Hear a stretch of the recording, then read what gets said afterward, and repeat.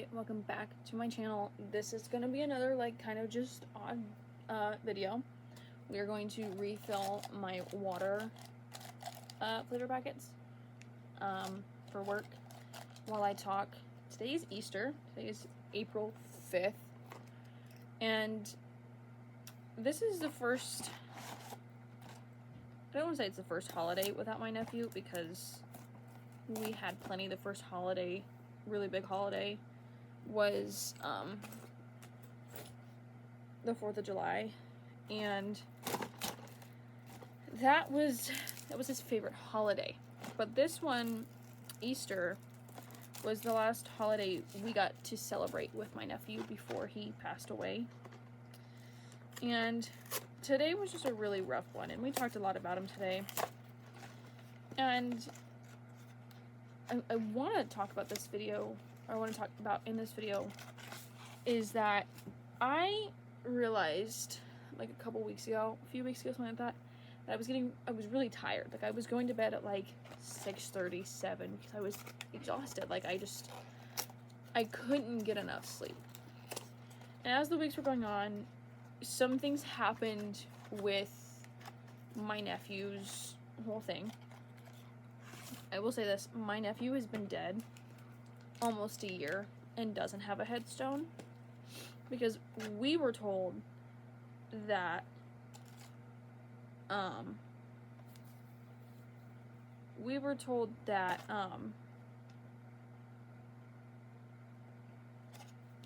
that his older sister on his dad's side was going to pay for it, and nothing happened with that. Like I said, some things happened recently about my nephew's headstone and everything like that, and I realized that I had been kind of in this fight or flight mode for the last year almost, and that the fight or flight mode I had been in, I was in fight. I never necessarily left fight mode. And that's sad, because it made me realize just how much I truly did love my nephew. I loved my nephew. I grew up with him. He was 3 years older than me. He was the big brother I never wanted, but ended up having anyway, because he was always here, and he eventually moved in with us. And I realized that this week I was on spring break and my parents were out of town. They were in Tennessee, and it was just me and my younger nephew in the house. But it made me realize, like, I had never really been alone in the house. And so the first night my parents were gone, it was just me. My nephew stayed over at his sister's house, and it was really difficult. I told my mom that. I was like, it's the first time I've ever been alone. Like, JD, my older nephew, was always in the house. And I've had this last week to kind of process the fact that I've been in this fight or flight mode for the last year, and I haven't been able to get out of it. And then today, we had Easter dinner at my parents' house, and my brother's a pastor. And I think I've mentioned that. I think I mentioned that in my last video, actually, that my brother's a pastor. My brother's a pastor, and we were talking about JD and all that jazz, and it became kind of this thing where we were talking about God and doing what God tells you to, and doing what God thinks is your mission. And that struck a chord with me, because, like I said, I've convinced myself that I've been in this fight or flight mode for forever, for the last year, and it was draining me because I wasn't doing what I was supposed to be doing. And I think that is be an advocate for my nephew. I don't know if my nephew actually took his own life, or if somebody took his life. I don't know if my nephew killed himself or if somebody killed him. And the reason that this spurred this thought in me is because for the last couple months, the closer we've been getting to the 1 year mark, I have had this overwhelming sense of sending in the paperwork to get my nephew's case files and to look at them myself and look and see what convinced the detectives and the other cops and everybody that he took his own life. There are questions I have that haven't been answered because my nephew's dead. His father is now dead. Like, his next of kin is dead. Like, the only people who can talk about him and advocate for him are his family. Like, my nephew has so many people had so many people in his life who he loved and treated like family, and nobody is advocating for him, and nobody is willing to sit down and talk and really want to know what happened to him. And I do. I've wanted to know for the last year. And because I've mentioned numerous times, take a shot every time I say fight or flight mode, because I've been in that mode, I haven't pushed myself to really do anything about it, because in my mind, I need to have the 2 jobs I have. I need to go to school. I need to finish my degree. I need the money. I have a car payment. I have school payments. I have a watch payment. I have all these payments that I need to make that I can't make if I don't have my 2 jobs. And within the last 2-3 months, I have started to really hate my job as a preschool teacher. I love my students. There is just a lot that has been added to my plate this year that I didn't have the last couple years. And it has caused my mental health to go down. I think I mentioned some of that in my last video. And because I've been in this fight or flight mode, and it's been fight for the last year, on top of that now, it is my mental health. My job is not making it easy for me to do anything I want to do. I have my second job just started up, my ice cream job, and I love that job. I absolutely love working at the ice cream shop that I work at. It's fun. It's a really great environment, and I don't work a lot there, and it's not awful hours, and it's not an awful job. I know how to do it, but because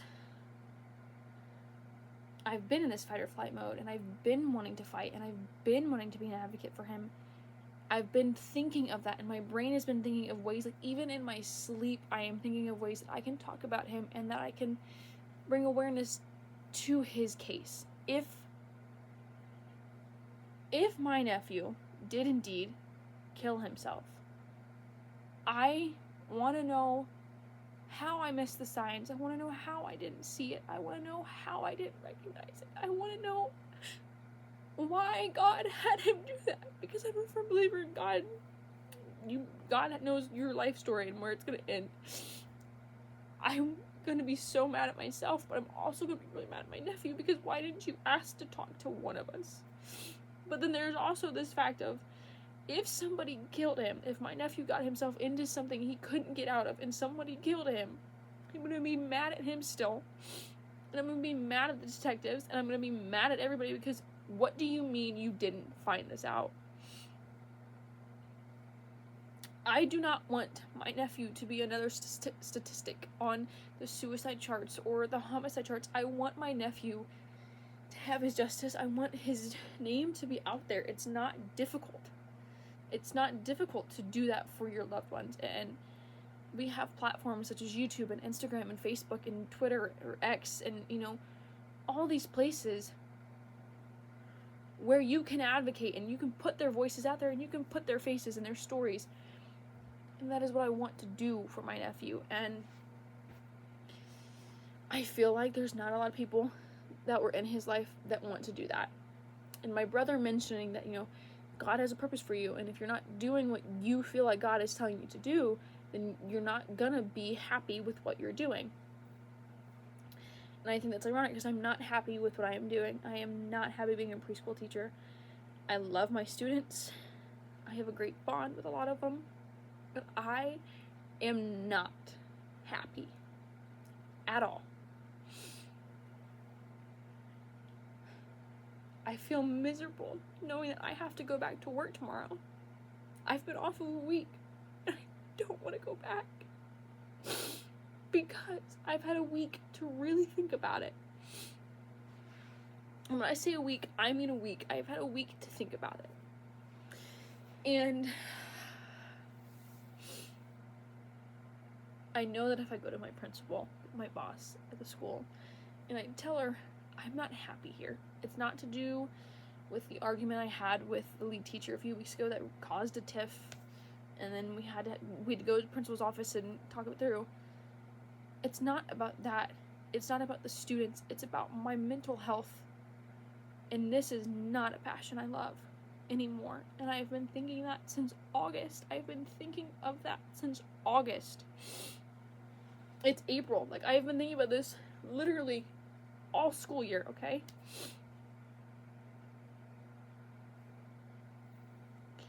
But I go to her and I tell her I don't like what I'm doing because I don't feel like this is what I'm supposed to be doing right now. If I come back in 10 years and want to do this again, I'll do it. If that's what I'm called to do, that is what I'm going to do.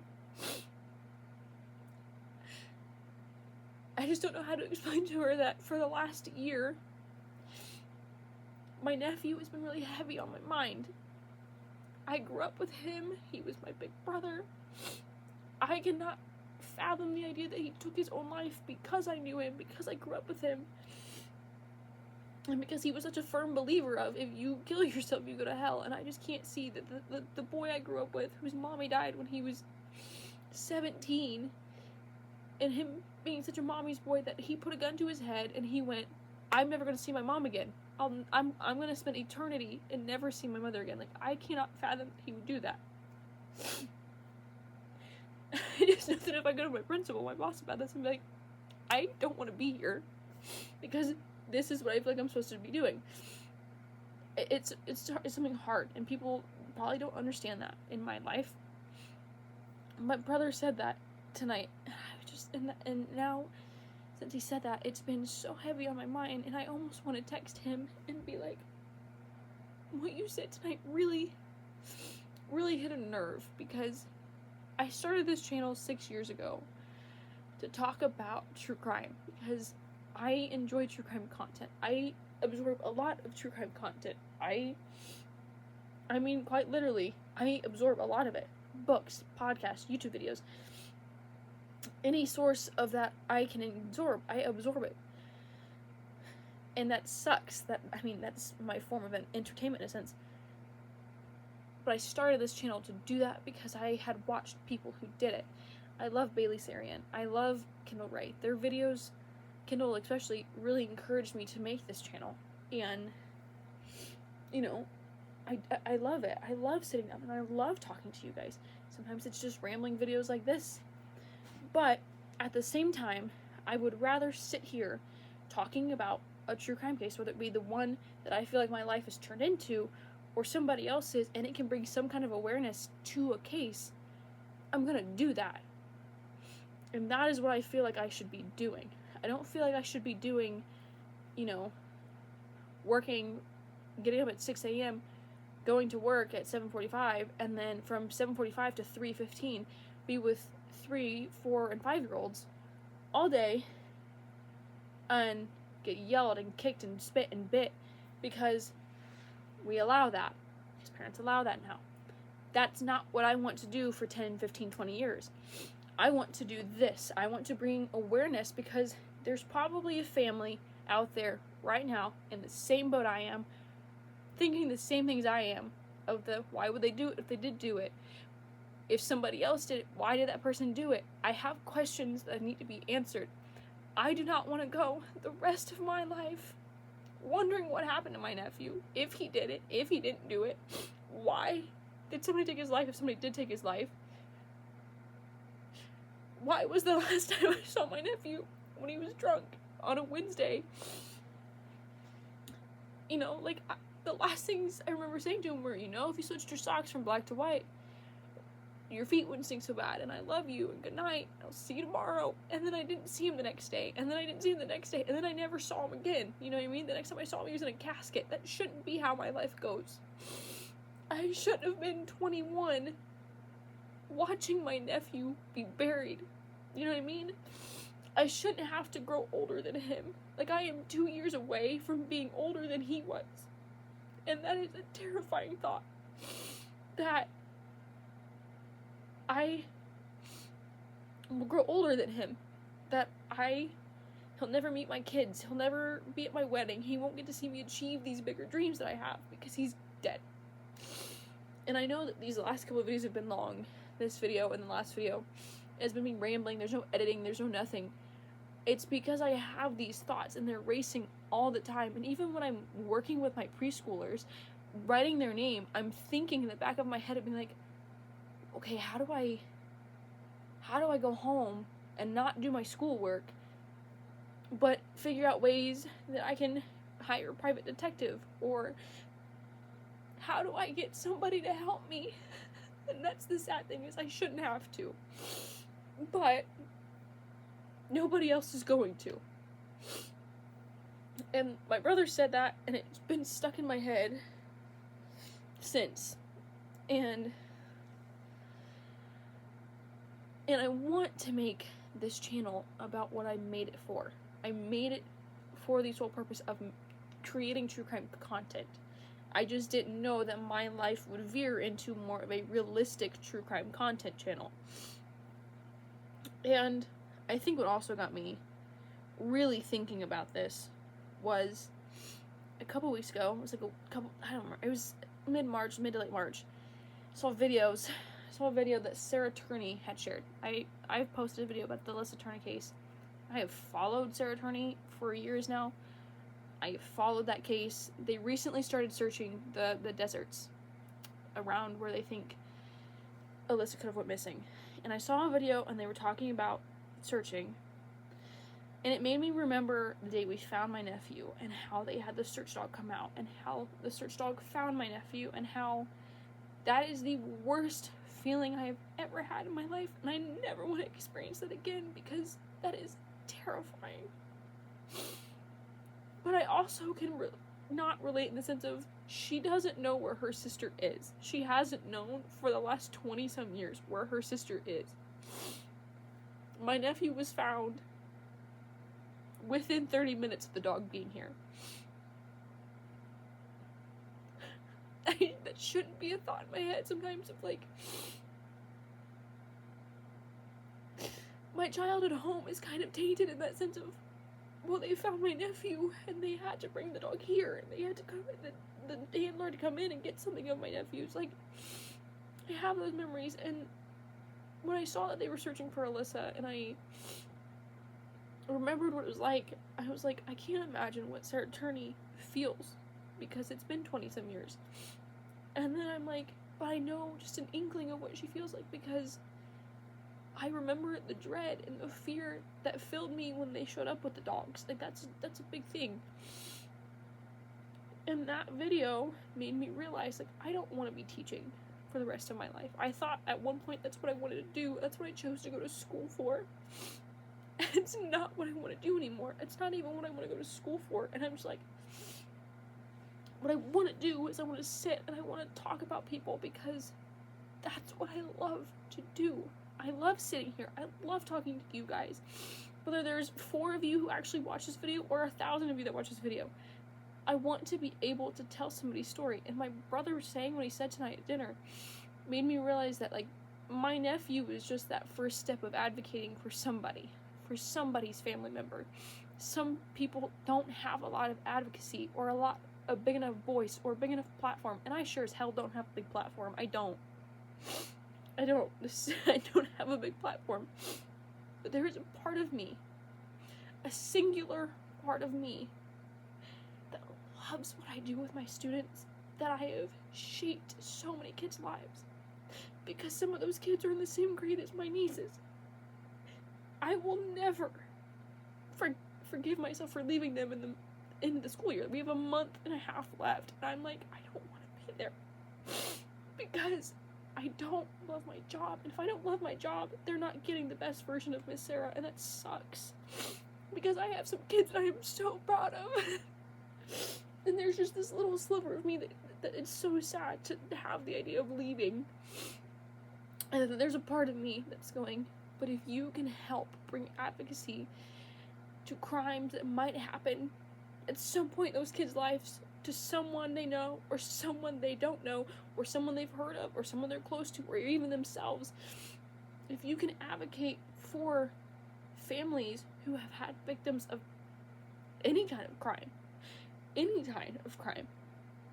and those kids can see that you are advocating for something, then they're going to be proud, because there's so many kids now who can go, I knew her. I had her as a teacher. It's so cool watching her do this, and she looks happy doing it, because I sure as shit know that a lot of my students can tell that I am not happy. That I am not happy at my job. And that sucks, because I love that job. I've been there, this is my 3rd year. And I love that there's somebody's going to be like, you didn't mention your ice cream shop job. I love that job. I absolutely love that job. I have made some really good friends from that job. The woman I work with on Fridays or during the week in the summer, I love her. She's around my mom's age and she's just there for fun. Like, I love her. And I'm so grateful that I get to work with those people. I've had a lot of fun interactions. I enjoy actually training people when I have the time to train them and we're not in the middle of a rush. I love watching the kids' faces light up when you hand out their sundaes to them or their ice cream cones or anything, because that's me serving a community. And that's what I want to do in a sense with this and talk about people. And I want to be able to have somebody's family, whether it be my own or somebody I don't even know, be like, thank you for helping have our story reach a bigger audience and all that. And I want my nephew to have that kind of thing, you know? I want my nephew to not be just another name on a list of unsolved crimes in Indiana. Like, I don't want that for him. I spent 21 years with the guy, and he deserved 50 more. He deserved to live until he was 95. But he didn't. And I have so many questions. And I do not want to go the rest of my life without some kind of knowledge of what happened to him. My dad is going to turn 74 this year. I think he's 73 now. There's been a lot going on in my mind that I'm not sure how old anybody is anymore. My dad he's going to be 74 this year. And the one thing he constantly tells us is, I don't want to go to my deathbed. I don't want to die not knowing what happened to him. Because my nephew was just my dad's kid as well. Like, him and my mom essentially raised my nephew. Like, that was their baby before me. And my mom, she has a hard time with it. I have a hard time with him. Talking about him today really made me realize I want to do something for people. I want to be able to talk, and I want to be able to sit in front of a camera and film a video whenever I want, whatever time I want, edit until 3 a.m., get up whenever I want, and do it again the next day, because this is enjoyable for me. As much as I hate the editing part, because then you gotta cut out all the ums, ands, ugh, and then you gotta edit things in, I will take that over hating my job, looking miserable at my job, not enjoying my job anymore, and maybe kind of slightly ruining a child's preschool experience over... I would take editing over that, because that's not fair to them. And it's not fair to me. It's not fair to my mental health, and it's not fair to those kids whose parents pay for them to go. And Miss Sarah's not giving them their full attention. And it's sad. And I was taking a shower tonight and washing my hair, and I'm like, what do I write in my letter of resignation? Like, my high school English teacher didn't tell me what to do when high school English teacher didn't tell me what to write in a letter of resignation when you hate your job. And that's a sad thing, right? And I've just, for the last couple days, been really heavily thinking of emailing my boss and saying I need some time off. I don't know how long it's gonna be. And if I had to email you by Wednesday and let you know I'm not coming back, like, I'm sorry. Because when I was in there a month ago, I told her I love my job. I love my students. It's just my mental health is not worth it. And she's like, I helped shape you into the teacher you are. Like, I can't lose you. Like, we need you. And I'm like, but you are not understanding. It is so hard for me to get up at 6 a.m. I sometimes I wake up before my alarm because my brain knows. And I lay in bed and I wait for that alarm to go off. And I hate getting ready. I pray for a 2-hour delay every day of the week. I work 4 days a week, Monday through Thursday, and I'm praying for a delay every day. I pray for school cancellations. There's just so much things I hate about that job. My students are not one of them. Don't anybody try to spin my words. I love my students. I have some of the best students I could ever ask for. My little group is my favorite group of kids I've ever had. And I think what's keeping me from not quitting this coming week is that when we left for spring break, our last day was Thursday, the 26th of March. I said, okay, you guys have a great spring break. Like, it's the end of the day. I'm like, some of you are going to the beach. That's great. Miss Sarah's stuck in Indiana. I was like, I hope you guys have an amazing spring break. I hope it's absolutely fun. And they all realized that they weren't going to see me for a week. And every one of them ran up and hugged me and said, I'm going to miss you. And that's why I'm like, well, I have to go back at least one day. At least, like, one day to see them, you know what I mean? And then maybe email my principal and be like, can we have another discussion? And I just sit down and talk to you and be like, this isn't for me. But I know this video's long and I'm still rambling. I want to be an advocate, and I want to be able to speak about people who can't be spoken about, or their families don't have enough voices for them to speak about. And I don't want my nephew to be a statistic, and I don't want my nephew to be somebody that people forget about, because he was definitely not somebody to forget about. He was 6'5", he was 270 pounds, he was the life of the party. If he walked into any room, you knew he had something stupid to say, and it was hilarious, because that's just who he was.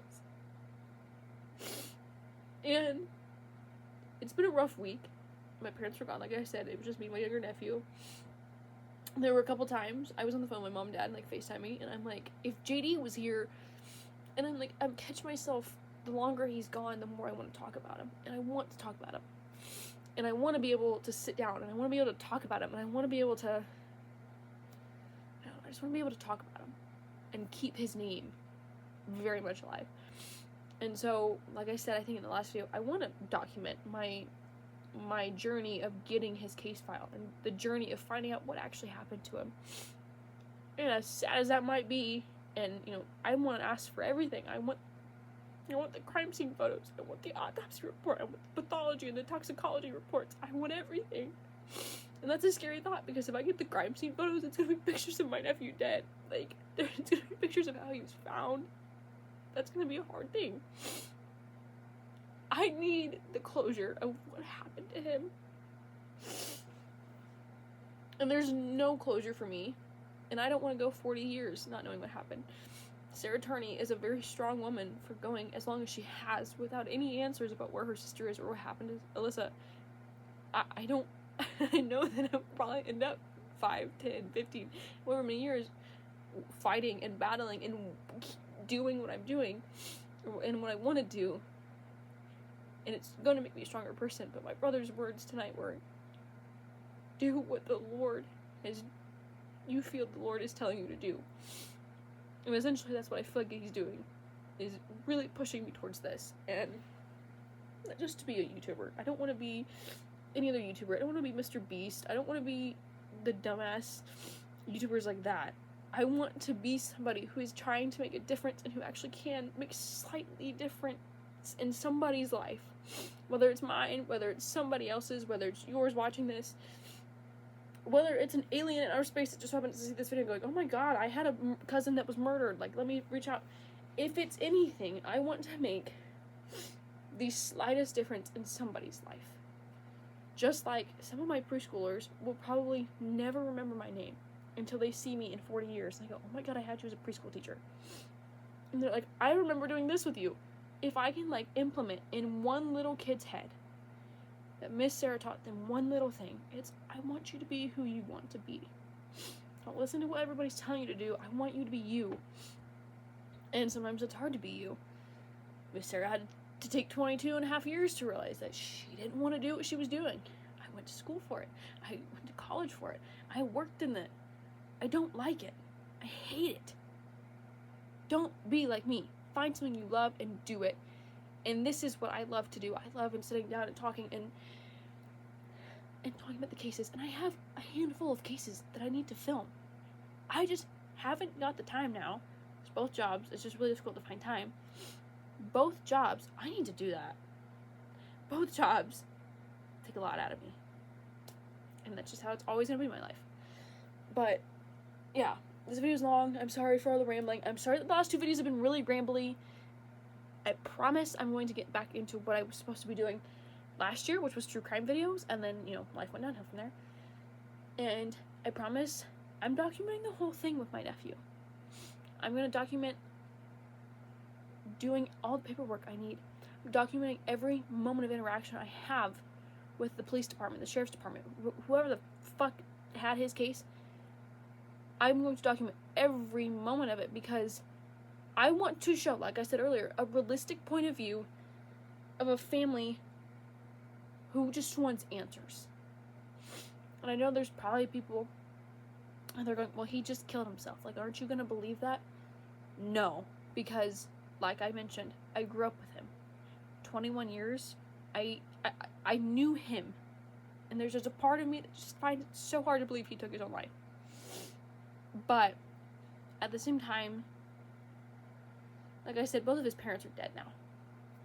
Everyone on his dad's side is just arguing over his headstone.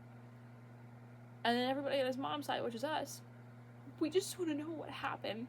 Like, do you not want to know what happened? Do you not want to know what happened to your family member? Like, that is crazy to me. And I just want to document. And I just want to be able to make this, sitting in front of a camera, talking about stuff like that. To give you a realistic point of view. And to give you insight. And to give you some kind of advocacy into, some of these stories I see come across my Facebook page.